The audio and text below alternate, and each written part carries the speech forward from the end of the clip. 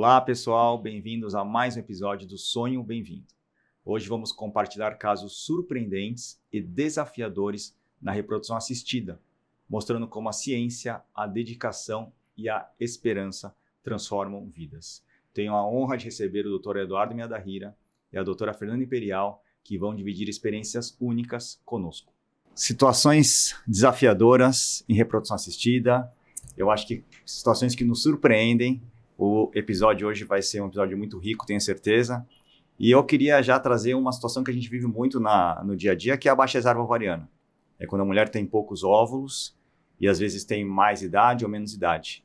E eu queria saber o que vocês já viveram nesse cenário e o que isso trouxe de aprendizado para vocês. Acho que vou começar agora primeiro com a doutora Fernanda. A Fernanda aqui, minha amiga, vamos lá. Vamos lá.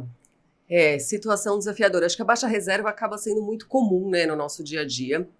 E é bem isso. Tem pacientes mais jovens, pacientes com mais idade. E o importante, acho que é alinhar a expectativa em baixa reserva. Porque talvez a gente precise de mais ciclos para dar certo. Sim. Mas eu tenho um caso que me marcou muito, que uma paciente, na época ela tinha 39 anos, e chegou com um antimileriano, aquele exame que a gente avalia a reserva ovariana, de 0,02. Um antimileriano super baixo. Muito baixo. E ela foi no ginecologista geral ali, porque estava 3 meses tentando aquela coisa básica, mas nunca tinha avaliado a reserva. E chegou para mim assim. E quando a gente fez ultrassom, tinham 2 folículos. Falei, bom, é isso, é o que temos, vamos em frente, né? Acho que alinhamos isso. Eu falei, talvez a gente precise de mais ciclos, porque é importante. 39 anos, ainda tem a questão também da dificuldade da gente conseguir formar um embrião euploide, mas fomos e começamos o nosso ciclo. E aí começamos o nosso ciclo, tivemos 2 óvulos maduros, um embrião. E aí já começa a angústia, né? Porque baixa reserva é assim, né? A gente sempre vai no limite. Você fez biópsia de embrião, provavelmente. Fiz biópsia, análise genética, euploide. Então é aquele caso que é surpreendente porque vai contra as estatísticas, sim, né? Da gente não esperar por isso. Mas tivemos um embrião euploide, preparamos o endométrio e ela engravidou e deu tudo certo. Então foi um caso que me marcou muito pra gente... Às vezes também temos um pensamento mais negativo sobre isso, mas claro que pode dar certo. É que se a gente for pegar estatisticamente, pelo que a gente espera para cada situação, você teria aí por óvulo captado uma chance de 10 a 14% de ter um embrião biopsiado euploide. Sim. E ela teve de 2 óvulos, um embrião biopsiado euploide, 50%, o que foi bem acima da expectativa. E ela engravidou. Então isso mostra que às vezes, apesar da gente...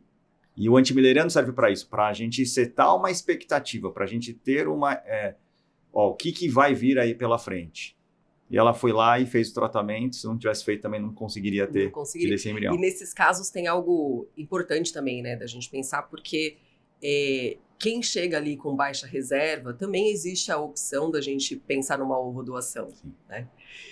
Só que é uma linha muito tênue de quem nunca tentou, nunca nem soube a resposta e de limites, né? Da gente saber limites de cada um. E isso é muito individual. Limite físico, psicológico, financeiro, limite de tudo. Da gente começar já por uma ovodoação ou não. Vamos tentar alguma coisa. E quem nunca tentou, geralmente vai por esse caminho de tentar. Sim, e é importante esse caminhar. Não acho que você consiga mudar o tratamento ou mudar um paradigma que você já tinha desde que você nasceu, de uma hora para outra, às vezes sem andar pelo caminho da reprodução humana. Acho que isso é um desafio importante. E eu sempre falo que não é andar à toa. A gente sempre está tentando, mas é sempre, né, tentar andar, ver se a gente consegue, e caso a gente não consiga, isso também é transformador de um certo jeito. Sim, sempre tem uma lição. E eu tenho uma paciente que é muito parecida com... a história é bem parecida, Fê, e ela continua andando, porque foi assim, ela me procurou com 41 anos de idade na época, e ela tinha uma reserva ovariana baixíssima, e eles tinham esse jeito, eles eram um pouco mais assim, tranquilos e ao mesmo tempo confiantes, mas ao mesmo tempo quietos. Eu acho que a palavra quieto seria a melhor definição para eles, sabe? Aquele casal que falava um pouco menos, assim, eram mais introspectivos. E eu tinha dúvidas se eles estavam alinhados na questão de, olha, a situação que nós temos é essa. Uma baixa reserva com 41 anos de idade. E eles também tiveram 2 óvulos, exatamente 2 óvulos, 2 maduros. Se eu não me engano, eles chegaram com 2 embriões, todos excelentes, 1 euploide. E aí eu transferi e eles, na verdade não, a gente congelou esse embrião e eles queriam ter mais filhos. Então eles tentaram mais 2 ou 3 coletas, 1 ou 2 coletas. A gente não conseguiu formar mais embrião euploide. Não conseguiu. Primeira vez a gente conseguiu, depois a gente não conseguiu formar. E a gente transferiu e eles engravidaram. E aí depois de uns 3 anos eles voltaram. Foi, acho que esse ano, no final do ano passado, eles voltaram. Aí quando eu vi o nome deles na agenda, eu falei, eita, o que será que eles estão querendo? E eu lembrava bem deles, que eles eram quietos, eles eram tranquilos, mas muito decididos. E aí quando ela chegou, ela já falou, olha, a gente quer ter mais um filho. Mas a gente já entendeu, eu já estou na menopausa, não tem nem menstruação. Então a gente já sabe que a gente vai para ovulação. E aí eles foram para ovulação do segundo filho. E eles foi a mesma coisa, beleza, ovulação. Hein? Foi muito interessante. Muito legal. Muito legal. Muito legal. E aí foi muito interessante, porque eles também tiveram um embrião só, euploide, o que foi para ovulação até normal, e engravidaram desse embrião. Eles falaram assim, doutor, a gente aqui 200%. 200%. É muito preciso. Estamos bem na estatística. Então é isso, acho que essas situações são muito legais e queria saber de você, Eduardo. Eu também tenho uma muito parecida com a da Fernanda, que é 39 anos, antipliriano super baixo, teve 2 óvulos, 1 euploide, transferiu e engravidou. E como ela é minha amiga do Instagram, então eu fico vendo o filho assim o tempo todo. Mas o que me chama a atenção, Lucas e Fê, é que eu atendi uma paciente faz pouco tempo que vieram de outro estado, mas eles foram desiludidos por conta da baixa reserva ovariana no outro serviço, lá no outro estado, que desacreditaram eles, que, sabe, falaram, não, vai ser muito difícil, não sei, será, né, sabe, colocaram muito problema e acabou que eles vieram, assim, lutando, falando, nossa, a gente foi muito desacreditado e a gente sabe que é difícil, mas a gente veio na fé. Eles fizeram, acabou que teve também 2 óvulos, teve um embrião, só que deu aneuploide. Sim. Mas acho que o fato deles manterem essa fé tal, e virem e caminharem, como você colocou, Lucas, acho que é transformador, né? Pelo menos eles lutaram, fizeram o melhor que eles puderam. Agora a gente está falando sobre ovulação, estamos indo em frente. Sim. Acho que é isso aí. Ir em frente ainda mantém a esperança e é o que traz para esse casal a chance deles se engravidarem. É claro que as pessoas podem engravidar naturalmente. Eu já tive paciente que a gente tentou fazer FIV super jovem, 30 anos, FSH acima de 100 ou próximo de 100. Tentou fazer FIV, a gente não conseguiu formar embrião e ela foi para ovulação, só que ela falou assim, eu vou deixar o embrião congelado porque ainda estou pensando e tal, e ela engravidou naturalmente. Então eu acho que nada impede das pessoas engravidarem naturalmente, isso é importante, mas eu acho que ir em frente no tratamento é o que mantém a chance destes casais aí engravidarem. E a história que a gente tem assim é uma história muito, na maioria das vezes é uma história feliz, né? Então acho que isso é importante. Não é porque de um jeito ou de outro os casais conseguem encontrar ferramentas que trazem a realização do sonho de cada um deles. Acho que isso é muito interessante, muito, muito importante. E lembrar que o antimileriano não define conduta. Sim. Isso é importante. Não define a ovodoação. Sim. Você tem antimileriano menor do que 0,5, então você tem que fazer ovodoação. Não define. Nem a fertilidade natural, e né? Às vezes perfeito. Né, acha que não consegue engravidar, né? Perfeito. Que é uma outra epidemia. A epidemia do antimileriano baixo. Sim. Que a gente tem aí, né, mais um fardo para as mulheres e que às vezes, sim, é importante pensar no antimileriano, é importante a gente ver como é que ele está e a reserva, é importante pensar em congelar óvulo, mas também falar que engravidar naturalmente é absolutamente possível, né? Tem que tentar. Sim, acho que hoje a lição do antimileriano é muito importante, né? Porque ele serve para planejamento. Sim. É planejamento. Planejamento. Né? Não vai definir nada, não vai definir se você vai conseguir engravidar, se não vai. É planejamento. Então é importante, vai congelar óvulo? Vamos congelar óvulo. Não vou, mas dá para tentar? Quero só um filho, dá para tentar engravidar espontaneamente? Dá.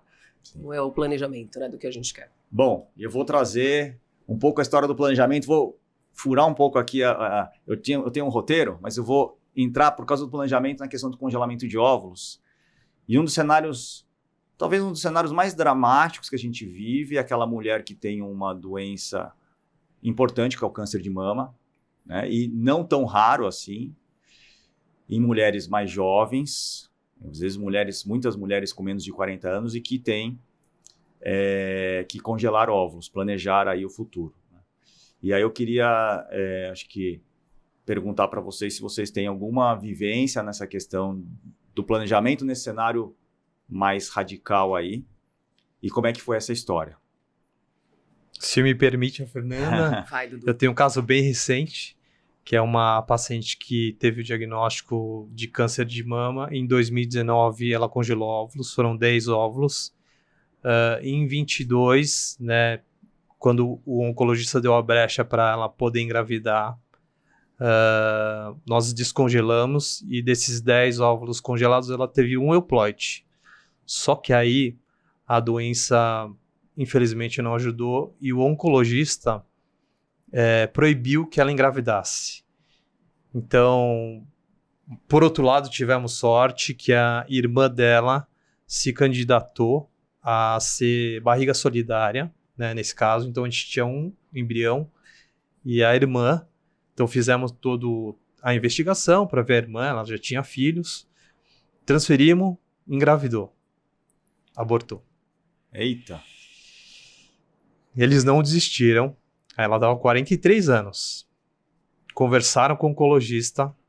Ele abriu exceção. Fizemos 3 FIVs. Aos 43 anos, teve um euploide.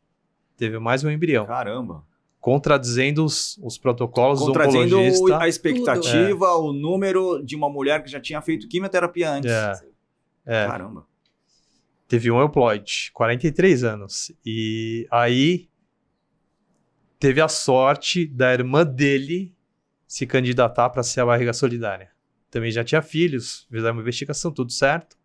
E aí ela tá grávida. Caramba, que eu tô até arrepiado. Tá próxima a nascer. Que legal! Nasce mês que vem. Casos surpreendentes, né? Gente!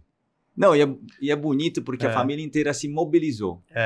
Família inteira. Né? Diante de uma situação dramática, você tem uma mobilização familiar que é muito bonita. Eu tenho uma paciente minha que engravidou de útero de substituição, que antes ela não queria que a cunhada dela engravidasse, porque ela falou assim, eu não sei como agradecer. Mas eu percebi que eu não tenho nem como eu agradecer. Então eu tenho que só aceitar e ficar feliz, porque é um negócio que é um presente que não tem como você falar obrigado, assim. Não tem como você retribuir um negócio desse. Não, tem, né? Caramba, que história arrepiado aqui, muito legal. E nesses casos legal. mais drásticos, né, a gente acaba envolvendo família mesmo, porque uma coisa que acontece com frequência, as pessoas não dividirem casos de infertilidade. É verdade. E aí fica ali, da família ninguém sabe, dos amigos ninguém sabe, mas que é muito comum, mas que não se divide. Só que nesses casos em que a gente precisa de uma ajuda ali... Não tem como, né? Não tem como. Você acaba percebendo que você tem muito mais apoio do que você imaginava. Né? E isso é muito bonito. É muito... Nossa, que história bonita. Mas essa história do câncer de mama, eu tenho uma paciente que eu recebi a vista dela há pouco tempo, e ela... Foi uma história... Tem algumas situações semelhantes. Ela tinha congelado óvulos. Quando ela me procurou, ela já tinha os óvulos congelados, já tinha feito um tratamento de câncer de mama. E aí, ela fazia o tratamento lá no Instituto do Câncer de São Paulo, no ICESP, na Faculdade de Medicina da USP, então conhecia os médicos. E eu fui lá no ICESP discutir como é que seria a transferência de embrião para ela. E quando eu cheguei lá, os mastologistas falaram, olha, só queria falar uma coisa, foi você que fez o congelamento? Eu falei, não fui eu. Porque a gente não permitiu o congelamento na época, porque ela tinha uma doença muito grave. E tal, e a gente entendeu que ela tinha que fazer o tratamento logo. Mas eles fizeram mesmo assim. Eu falei, tá bom.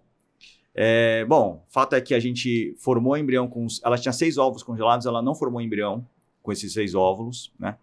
E aí ela partiu, mas ela queria engravidar, e ela já tinha feito um tratamento de quimioterapia, e nesse momento ela teve o segundo diagnóstico de câncer de mama. O segundo Nossa. diagnóstico de câncer de mama, importante. Ela fez o tratamento, aí a gente discutiu de novo com os mastologistas e os oncologistas. E eles falaram, olha, ela está ciente dos riscos, se ela quiser engravidar, ela pode, diante de todos os riscos ali, ela pode tentar engravidar. Fato é que, foi de novo, a irmã dela falou, não, deixa que eu me voluntario para engravidar. E ela teve a gravidez por ela, com óvulos doados, porque ela já não tinha mais óvulos depois de 2 quimioterapias, né? E esse casal, eles tinham era uma mistura de um sentimento de tristeza pelo que eles estavam vivendo e até um sentimento de, eu não sei como é a palavra correta, mas uma certa braveza com o serviço de saúde, assim, por tudo que eles estavam vivendo e eles tinham que lutar com tudo, né? Contra tudo. Nossa, que luta, né? Contra todos, Nossa. né? Eu acho que eles viviam esse sentimento de que a gente quer e vocês talvez não queiram. Mas eu fui fazendo tratamento, sempre conversando com eles. E a gente ficava na dúvida da doença dela, né? De quanto, por causa de uma doença grave. Mas só até que ela teve o bebê. E aí um dia eu pensei nela, falei, nossa, faz tanto tempo, queria saber como ela tá. Mandei uma mensagem para ela. Ela falou, doutor, eu tô ótima. E eu vou trazer o meu filho para você conhecer. E eles vieram pro consultório. E eu vi o menino lindo, super feliz, contente. E ela e ele transformados. Alegres, felizes, assim, sem um pingo de nem sentimento de braveza e nem sentimento de tristeza. Super felizes, leves. E eu virei para ela e falei assim, gente, assim, eu tô sentindo você tão feliz, tão leve. Dela, doutor, eu tô muito leve, eu me transformei. Nessa história toda, o fato de eu poder ter sido mãe me gerou um sentimento tão bom que hoje eu sou diferente. Falei, nossa, então acho que tem muito mais envolvido, né? Acho que a gente traz uma esperança ali de viver, de você poder viver mesmo tendo um problema importante, né? Acho que essa é uma lição que a gente traz aí. E ajudou a superar todo essa Traumas, história, né? 2 de cânceres luta, de mama nossa. graves e realmente... Virou uma história bonita, né? Acho que fica o sentimento da gratidão, né? A gratidão, de superação depois, né? e de poder viver. A gente tem o direito de viver, mesmo tendo um problema de saúde importante, tem o direito de viver. Porque a gente não sabe quanto tempo, ninguém sabe nada, né? O fato é que tudo é finito, né? Finito. Tudo, segundo o budismo, tudo é impermanente. A impermanência é não que eu seja budista, mas mas eu gosto da filosofia. A impermanência é uma verdade. Então é isso. Enfim, essa situação. Agora vamos seguir aqui. Seguimos. Que é de uma outra situação desafiadora, são problemas genéticos. E a gente faz, na nossa investigação, aqui na Vida Bem-vinda, um exame que é um exame relativamente antigo, não diria que simples, porque é um exame que necessita de um cuidado ali, que é o cariótipo. Mas é um exame que todo médico conhece. Então, o cariótipo, ele vê a estrutura do cromossomo e às vezes você encontra alterações de cariótipo. E eu queria saber, né, se vocês têm alguma situação onde você encontrou uma alteração de cariótipo e como se lidou com esse cenário aí durante o tratamento. Eu tenho um caso mais recente também, que o desfecho foi um pouco diferente, mas eu queria trazer, que também um casal, ela é jovem, ela está com 36 anos agora, mas tinham ali uma dificuldade de engravidar, e foi isso, né? Na investigação, tem uma alteração de cariótipo, que é uma translocação cromossômica, só que é balanceada, né? O que é isso? Quando a gente tem um material genético ali todo preservado, mas tem cromossomos trocados ali, né? Braços de cromossomos trocados. E com isso a gente pode ter uma dificuldade maior de formar embrião. Então é outra coisa, né? Acho que o que eles queriam ali realmente era a parte estatística, porque eles não estavam entendendo o porquê não conseguiam formar embriões geneticamente normais ali, né? Transferíveis. Sim. Só que o caso dela foi um pouco diferente, porque aos 36 anos, ela já tinha formado 9 embriões. E nenhum deles era... Ou seja, eles tentaram bastante. E isso tem um desgaste também, né? Por mais que a gente saiba as estatísticas ali, que provavelmente um embrião... E eles já sabiam. Já Já sabiam, sabiam. mas eles não tinham noção dessa estatística quando chegaram para mim. Não tinham noção dessa estatística. Então, Porque uma coisa é você falar, você tem uma translocação, e outra coisa é você entender o que é isso. o que é É, isso, o que isso e o significa, quanto o caminho, né? que pode demorar, né? Lembrando Isso que a vida foi- dela é normal, exceto quando ela Por essa vai transição. formar o óvulo. Exatamente. Que aí tem que dividir na metade aquele conteúdo genético, e pode ser que essa metade não seja igual. Fique mais para lá ou mais para cá por causa da alteração dela. E aí, se a gente pensar em estatística, 1 em cada 4 embriões pode ser normal. Né? Sim. Só que aí já tinham se formado 9 embriões. Claro que a gente também tem que lembrar uma coisa em relação à idade, mas aos 36 anos, ainda assim, é uma paciente jovem, se a gente Eu diria considerar. que 60% dos embriões euploides, vai, Sim. biopsiado. Então na verdade é 1 de 4 dos 60% que são euploides. Então aqui 15% talvez dos embriões formados seriam euploides, 15%. E aí eu conversei muito com eles, é um casal de médico, inclusive, conversei muito com eles em relação a isso, o quanto que a gente, de expectativa, o quanto que a gente poderia formar ou não, e outros fatores também que poderiam estar impactando, e não só a parte genética ali, né? E eles pensaram e decidiram fazer, antes de chegar comigo, decidiram fazer uma ovodoação com a irmã dela. Só que no desespero, né? Porque a irmã dela, 40 anos, uma baixíssima reserva. Então, eles conseguiram formar um embrião com os óvulos da irmã, aneuploide. Né? Lembrando que, pela resolução do CFM, acho que é bom a gente falar aqui, isso é permitido. Isso é permitido, né? Então, A ovodoação. a doação de gametas, óvulos ou espermatozoides entre parentes até 4º grau. Perfeito. E lembrando que pelo CFM, você não teria limite de idade nesse cenário, Sim. desde que todo mundo lá esteja ciente de que... Porque eu já tive antes, eles mudaram isso. Eu tive um casal que fez doação entre parentes, que eu tive que... ela estava na época com 40 anos, a doadora irmã.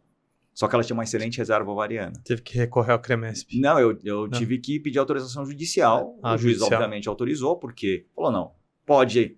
E são irmãs, e o CFM permite doação entre parentes até 4º grau, então pode fazer. E ela engravidou. E é a quebra da regra do anonimato, da ovodoação. Sim. Exato. E depois o CFM mudou, que agora pode. Então, por isso que você, Que nessa Fernanda, idade fez pode. o tratamento. Só que aí conversamos e acho que eles já estavam um pouco cansados, é isso, né? Sim, É, 9 limite. Limite. 9 embriões formados. São as estimulações. Mais uma da irmã, né? mais 10 embriões. 10 embriões. E aí decidimos ir por um outro caminho, que é a ovodoação. Então agora estamos nesse caminho, tá? Ainda não tem o desfecho, mas acho que foi algo que mudou ali, né? No final, por conta de limite. E é algo que pode surpreender também a gente, que a gente pode escolher um novo caminho, mesmo ela tendo 36 anos. Um caminho que provavelmente, no começo dessa jornada, eles Nem não pensariam. queriam. Né? Mas aí você vai caminhando, você vai andando e as coisas vão mudando. Acho que ninguém quer sofrer, mas a gente muda pelo sofrimento, a verdade é essa. Porque as vitórias só reforçam quem a gente é, mas o sofrimento que faz a gente pensar que a gente deveria mudar. Né? Então eu acho Evoluir, né? E evoluir. Com Eu acho que é certeza. tão bonito, não que seja bonito o sofrimento, mas é tão bonito quando o casal se transforma, né? Sim, Essa transformação do casal que a gente consegue ver é tão legal, tão bonita, a gente vivenciar isso com eles. Então vou torcer para eles engravidarem. E eu queria fazer uma pergunta para você nessa história do número de embriões formados alterados. Você tem algum limite? Passou daqui, a gente vai para a ovodoação. Ou é sempre uma conversa que você vai tendo, Fernanda? É uma conversa, né? É uma conversa, porque o limite é muito individual. Sim. E da aceitação também do casal, né? Porque a ovodoação é um tratamento super bonito, que eu adoro, mas que cada um vai ter ali o seu tempo de fazer, o seu tempo de aceitação, o seu caminho para chegar até lá. Sim. Então, eu acho que depende. Você tem algum, Eduardo? Como é que você pensa em relação a isso? Acho que é difícil, né, de colocar um limite técnico assim, né, puramente técnico, 5, 6, 9, que eu levo para a aula do Art Academy, Sim. né, quando falo sobre limites, né, tem estudos que vão até 4 e vê vantagem em seguir mais. Tem um estudo que vai até 6 e também vê vantagem de ainda, né, ter maior chance de gravidez cumulativa. Mas no fundo, né, tem muita coisa envolvida nessa, eu chamo de evolução para ovodoação, que é financeiro, é físico, emocional, e essa abertura de cabeça, de coração, de entender o que é o processo de paternidade e maternidade desse jeito, né? Bom, tem um caso que não é exatamente de ovo doação, mas é de embrião doação, que eu queria colocar porque eu achei muito legal. Sim. É uma paciente que eu atendi, ela já tinha feito vários tratamentos, baixa reserva, né? Tinha mais de 40 anos, e ela já estava decidida a fazer uma embrião doação, né? Receber o embrião doado. E o curioso foi que nas consultas ela me falou assim, doutor, sabe que durante a minha vida eu tive relacionamentos com pessoas de perfil oriental, né? Que ela tinha um perfil ocidental. E se tiver oportunidade, eu gostaria de fazer a embriorrecepção com um embrião doado de perfil oriental. Ou seja, era gestação solo. Gestação solo, com doação de embrião. E aí, eu pensando assim no Conselho Federal de Medicina, falando que eles sugerem que tenha, né, uma similaridade de física. Sugere mesmo. E aí eu conversei internamente na clínica, né, a gente recorreu ao CREMESP e o CREMESP autorizou. E aí teve essa oportunidade. Então ela fez essa embriorrecepção, engravidou.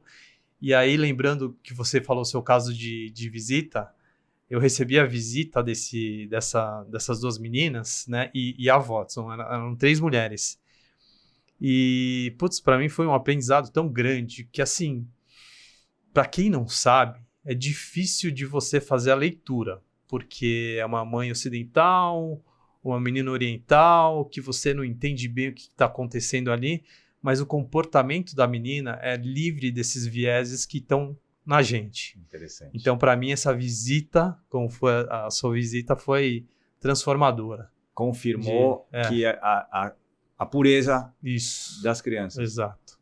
Que não tem preconceitos, não tem visões preconcebidas, que são livres, né? Isso. E é muito bonito isso, né? E por isso que eu falo para os meus casais que recebem óvulos doados sobre o contar. Eu sempre sou favorável, já há muito tempo, de contar que a origem do óvulo, acho que é um direito daquela criança que vai nascer, mas muito mais, eu acho que é um segredo que hoje é difícil de ser mantido. E como é difícil de ser mantido, é bom que se conte de uma maneira adequada, né? E eu sempre explico isso, que eu acredito nessa pureza das crianças que conseguem receber notícias diferentes e entender isso como normal. As crianças vão ser melhores do que a gente. Não, com certeza. A nossa geração, a geração que vai vir vai ser melhor do que a nossa, que vai ser... E acho que a humanidade tem que evoluir, né? Com certeza. De uma certa maneira. Muito legal. Aí a coisa, só um adendo mais. Uma certa vez eu atendi uma paciente que ela era oriental. Sim. E ela não tinha o sobrenome oriental. Sim. Aí correu o tratamento. Eu pergunto assim, mas... falta algum sobrenome aqui? Ela falou, não, eu sou adotada. Aí eu fiz o link, eu falei, nossa, será que eu vi aquela menina que é pequenininha, grande assim? E ela estava tão feliz, né? Tava fazendo tratamento também, hoje ela tem gêmeos e tal, então foi uma coisa que me transformou. A gente tem a visão pré-concebida, porque é normal do ser humano, isso é importante, e a gente tem que quebrar isso o tempo inteiro. Exato. Acho que é uma importante. Quebra. É quebrar. E agora, voltando um pouco para a translocação, eu recebi essa semana. Hoje é terça-feira. Olha como eu estou ficando perdido já. Hoje é terça-feira. Eu acho que foi ontem que eu recebi a mensagem do pai ou do marido da minha paciente que tem... E ele tem 2 translocações. Ele tem uma translocação dupla, que eu nunca tinha visto antes e nunca vi depois. Para mim, e ele falou que no mundo tem algumas pessoas assim, porque ele é um estudioso, um cientista, ele vai procurando e vai vendo. E o fato é que eles fizeram uma FIV. Na verdade, eles tinham vindo de 2 ou 3 FIVs, todas elas difíceis. Aí, quando eu os conheci, eu expliquei sobre a dupla translocação. Na verdade, ele já sabia, porque ele realmente é um cara científico, é impressionante. E a gente até modificou um pouco o processo da FIV, do preparo de espermatozoides, por causa de uma vontade que ele tinha, de um trabalho que ele tinha lido. E na época eu conversei com a Thaís, que trabalhava com a gente, e ela super se interessou, e a gente foi atrás dos autores, a gente conversou com os autores. Foi um processo um aprendizado da clínica. E aí ela fez 2 FIVs, ela teve um embrião e ela engravidou. E ela engravidou e nasceu, e assim que nasceu, ele falou assim, ó, fiz o cariótipo e não tem translocação. E depois eles me procuraram de novo. Não foi esse nascimento que me mandou agora. Me procuraram de novo, a gente fez uma outra FIV, só que se eu não me engano agora ela está com 38 anos, a minha paciente, né? Que não tem a translocação, quem tem é ele. E a gente formou um embrião duplo mosaico de baixo grau. Olha essa história. O que é o mosaico de baixo grau? É aquele embrião que tem parte das células normais e parte das células alteradas. Só que não era só uma alteração, eram 2 alterações cromossômicas. E eu debati com a Genomics e falei assim, olha, tem essa situação. Eles falaram assim, olha, a chance de gravidez é igual ao mosaico de baixo grau de um cromossomo. 1 ou 2 é a mesma chance. Conversei com eles falaram assim, a gente vai transferir. Ela transferiu, eles engravidaram, nasceu o bebê linda. Nossa. E ele mandou pra mim, nasceu minha filha perfeita. Ainda não, vai fazer o cariótipo. Eu vou fazer o cariótipo. Ele falou, vou fazer junto com o teste do pezinho. Mas é demais, né? Então essas histórias são muito, muito marcantes. Então vou caminhar um pouco mais. Vou caminhar para o endométrio fino, que é um outro desafio que a gente tem. Né? Porque um dos desafios é formar o embrião que a gente quer transferir. Quer seja um embrião biopsiado, quer seja um embrião não biopsiado, enfim, mas é formar um bom embrião. E o segundo desafio é ter um bom útero para transferir este embrião. E uma das características que a gente avalia no útero é o endométrio, e a gente sabe que a espessura desse endométrio tem uma relação com a taxa de gravidez. E eu queria saber de vocês histórias de endométrio fino, o que vocês aprenderam com essas histórias. Vamos lá, o Eduardo acho que tem uma história, né? Eu tenho uma história bem marcante, que foi assim, é um paciente de outro estado, que ela tem diagnóstico de endométrio fino, uma coisa clássica, por sinéquia, né, que é quando as 2 paredes do útero grudam, e o caso dela era uma sinéquia super grave, assim, metade, 2/3 do útero estava colado, assim, né, só tinha um trecho no lado esquerdo do útero. Parênteses, essa aderência foi causada por algum procedimento intrauterino? Não, foi por curetagem. Curetagem, isso. Né? Porque aí é o endométrio fino de verdade, aquele endométrio que teve uma curetagem, que teve aderência, realmente uma situação difícil, né? Dramático, né? Dramático, é uma situação desafiadora. Enfim, primeira abordagem foi operar, né, quebrar aquela sinéquia. A gente usou aquela estratégia de deixar um gel para evitar que se refaça a sinéquia. Depois de um tempo, refazer a esteroscopia para eventualmente quebrar as sinéquias que refazem de novo. Deu tudo certo. Ela já tinha feito os embriões euploides, transferiu, fez umas 2, 3 transferências e não dava certo. E o endométrio era fino nas transferências? Fino. Mas ele tinha um aspecto bonito ou era Não. aquele aspecto de cicatriz? Muito. Tá bom. Endométrio todo heterogêneo, Sim. 4, 5 milímetros, super difícil. Tentamos fazer PRP, tentamos fazer bastante coisa. Lembrando que, para quem está nos escutando, a referência que a gente tem é 7 milímetros, aí como espessura mínima adequada para transferência ideal. E aí a gente indicou a útero de substituição, barriga solidária. Sim. Fizemos um processo no CREMESP, era uma amiga dela que se candidatou a fazer, o CREMESP deferiu, então aceitaram, né, que fizesse o processo, a gente estava tudo certinho. E o que eu fazia, né, para não zerar a esperança de fazer a transferência na paciente? Lá pelo 10º dia do ciclo, né, ela ciclava ainda, eu pedia para ela fazer um ultrassom. E aí no mês que a gente ia fazer a transferência na amiga dela, na Mega Solidária, a amiga não pôde fazer, por questão pessoal. Ela fez o ultrassom no ciclo natural, e aí ela me ligou, ela falou assim, olha, fiz aqui o ultrassom, ela fazia ultrassom lá na cidade dela, lá em BH. E ela falou, olha, parece que deu bom aqui. Cara, que história, hein? E aí Demais. o endométrio 7 milímetros, única vez, ciclo natural, a gente falou, nossa, vai ser agora, é agora. Aí fizemos o ciclo natural modificado, Sim. trigger e tal, engravidou. Com autorização do CREMES para outra Pra fazer. instituição. Olha, gente, essas histórias É surpreendente, Não, é né? surpreendente, É. é surpreendente. Mas só quem vive reprodução humana consegue ver isso.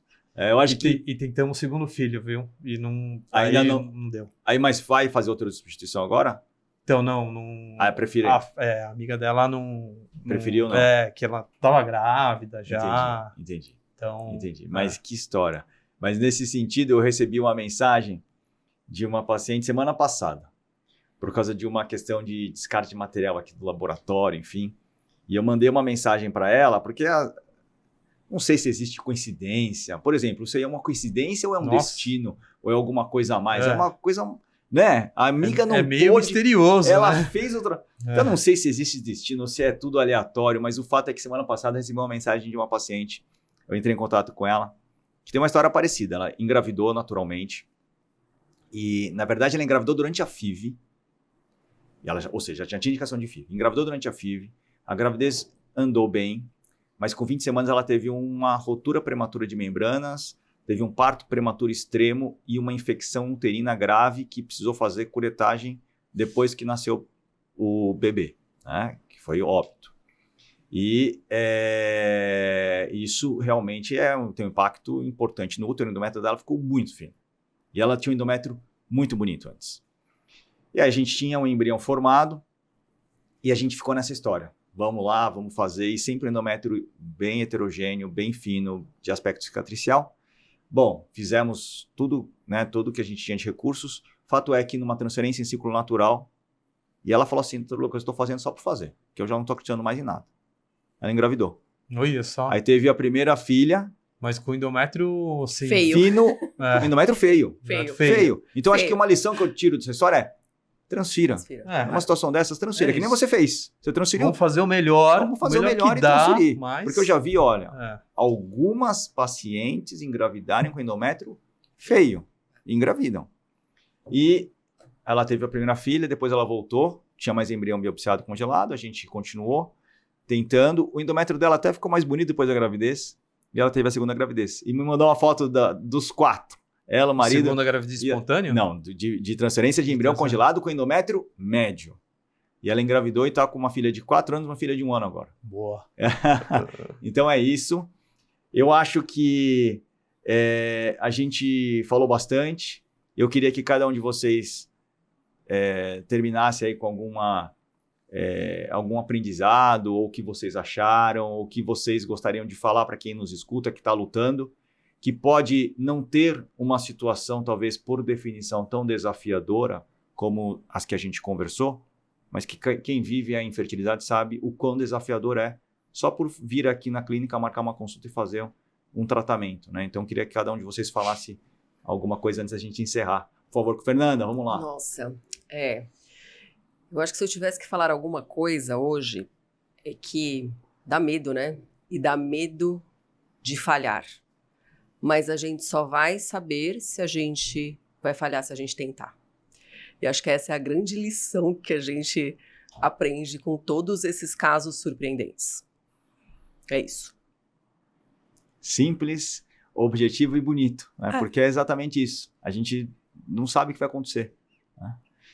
Eduardo. As minhas palavras seriam também no sentido da resiliência, de não desistir. Mas eu vou parafrasear essa frase, que eu não sei quem que é original, mas a última pessoa que eu ouvi foi o Alcaraz. Alcaraz. Outro tenista. Apesar de eu torcer mais pro Sinner, só para deixar claro. A gente nunca perde, a gente aprende.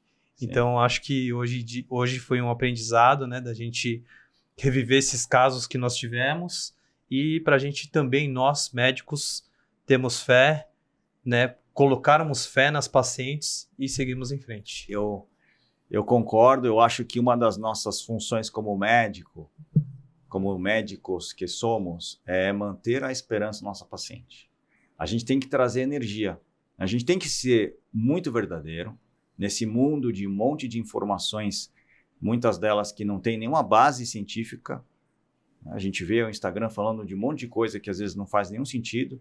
A gente tem que ser muito verdadeiro, mas a gente tem que trazer essa energia para nós. A gente tem que ser uma fonte de energia.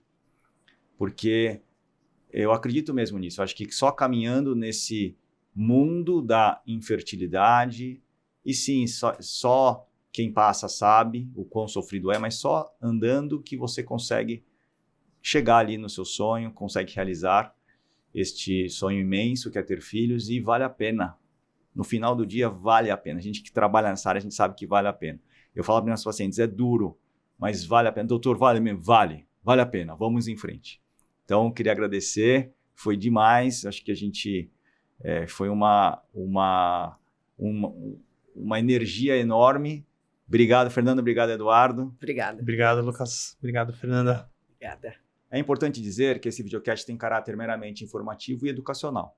Não deve ser utilizado para realizar autodiagnóstico ou automedicação. O conteúdo não é feito para substituir a consulta com um profissional de saúde. Em caso de dúvidas, consulte o seu médico. Espero que tenha gostado e até a próxima.